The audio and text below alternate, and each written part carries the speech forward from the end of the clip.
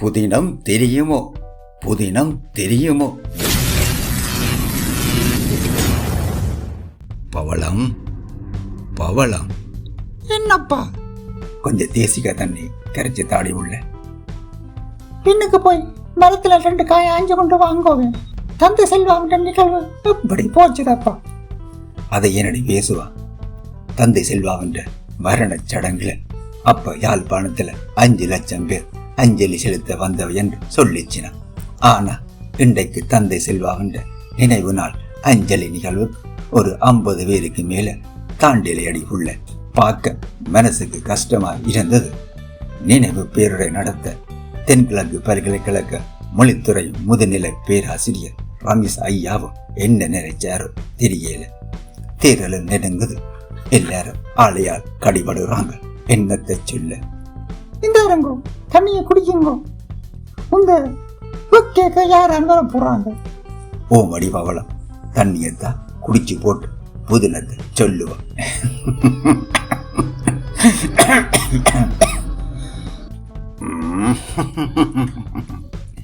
யாழ்ப்பாணம் என்று சொன்னா 2 விஷயம் எல்லாருக்கும் நினைவுக்கு வரும். ஒன்று நெல்லூர், இன்னொன்று முருங்கைக்காய். யாழ்ப்பாணத்து முருங்கைக்காய் கண்டு எல்லா இடமும் தனி மதிப்பு இருக்கு. மண்ணின்ற தன்மையாலேயோ தண்ணியின் தன்மையாலேயோ இல்லாட்டி யாழ்ப்பாணத்து காலநிலையாலோ இஞ்சத்த முருங்கைக்காய்க்கு தனி ருசியும் வாசமும் என்று எல்லாரும் சொல்லுவினம். அப்படிப்பட்ட முருங்கைக்காய்க்கு கண்ணூறு பட்டுட்டது.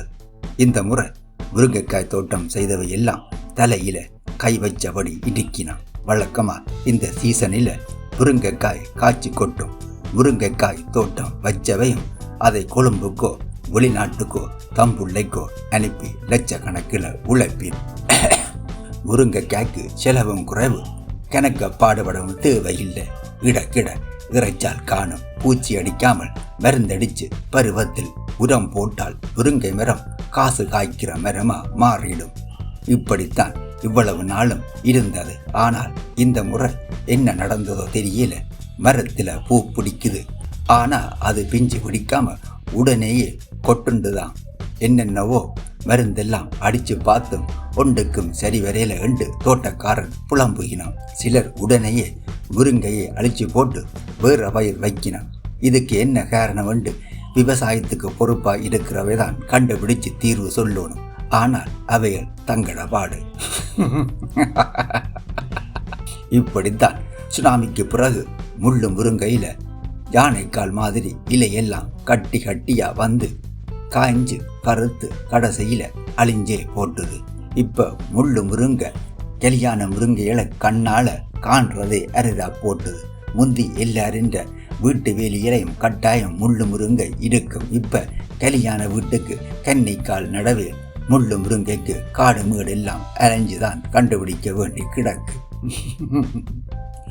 முள்ளு முருங்கைக்கு ஏன் இப்படி வந்தது, எப்படி அதை தடுக்கலாம் என்று இன்று வரைக்கும் ஒருத்தரும் ஆராய்ச்சியும் செய்யல, மாற்று வழியும் சொல்லல. அதே மாதிரி இப்ப திண்ணையலுக்கு வெள்ளை பூச்சி பிடிச்சு அதுகளும் ஓலை கருகி பட்டு போடுமோ என்ற நிலைமை. அதோட சேர்த்து இப்ப கறி முருங்கைக்கும் பூத்து போட்டு காய்க்காமல் பீக்காட்டுற வருத்தம் தொத்திட்டுது. இனிமேல் இப்படி எங்கட கண்டுகாலிக்கு கண்ட வருத்தங்கள் எல்லாம் வந்து உதுகள் எல்லாம் இல்லாமல் போக போகுதோ என்றுதான் பயமா கிடக்கு. உரியவை இனியாவது கண்ணை திறந்து இதுகளுக்கு சரியான தீர்வை கண்டுபிடிப்பினவோ. நன்றி. இது என் பட்சி.